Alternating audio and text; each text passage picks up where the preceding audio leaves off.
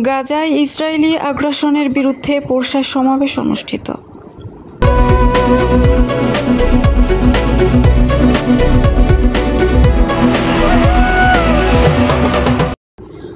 আসসালামু আলাইকুম। এডিপি বাংলার সংবাদে সবাইকে স্বাগত জানাচ্ছি। আমি সুমা আহমেদ। পোরশা নওগাঁ থেকে সুকুমার ঋষির পাঠানো তথ্যচিত্রে দেখুন বিস্তারিত। গাজায় ইসরায়েলি চলমান আগ্রাসনে ও নারী শিশুসহ হাজার হাজার মুসলিমকে হত্যার প্রতিবাদে বিশ্বব্যাপী হরতালের প্রতি একাত্মতা প্রকাশ করে নওগাঁর পোরশায় ওলামা, মাশায়েখগণ ও সাধারণ মুসল্লিদের আয়োজনে সমাবেশ অনুষ্ঠিত হয়েছে। সোমবার জোহরের নামাজের পরে পোরশা মারকাজ মসজিদের পাশের রাস্তায় এই সমাবেশ অনুষ্ঠিত হয়। এতে বক্তব্য রাখেন মাওলানা ফজলুল হক শাহ, মাওলানা আব্দুর রহিম শাহ, মাওলানা আব্দুল হক শাহ ও মডেল মসজিদের ইমাম মাওলানা আব্দুল আহাদ। বক্তারা ইসরায়েলি সেনা কর্তৃক গাজায় শিশু, নারী ও নিরীহ মুসলিমদের নির্মমভাবে হত্যার নিন্দা ও ক্ষোভ প্রকাশ করেন এবং অবিলম্বে ইসরায়েলি আগ্রাসন বন্ধের আহ্বান জানান। তারা ইসরায়েলি সকল পণ্য বয়কট এবং মুসলিম বিশ্বসহ সকলকে গাজাবাসীদের পাশে দাঁড়ানোর আহ্বান জানান।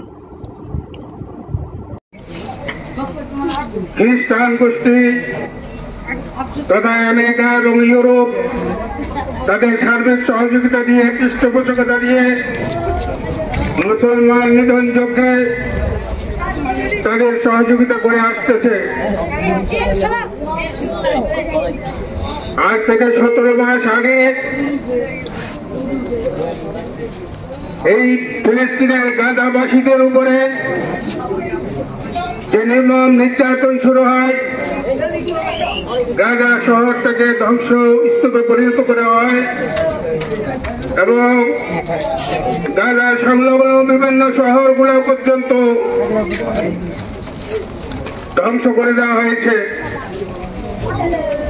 তারা আশ্রয়হীন হয়ে আশ্রয় কেন্দ্রে গিয়ে আশ্রয় নিয়েছে।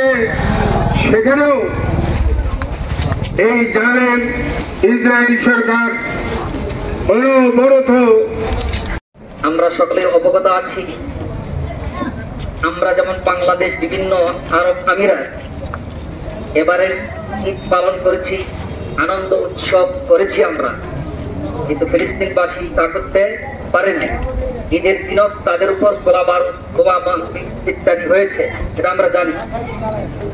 বিশেষ করে যারা জাতিসংঘের পশুরা আছে, জাতিসংঘের যারা পশুরা আছে, বিশ্ব আদালতে তাদের বিচার আমরা চাই।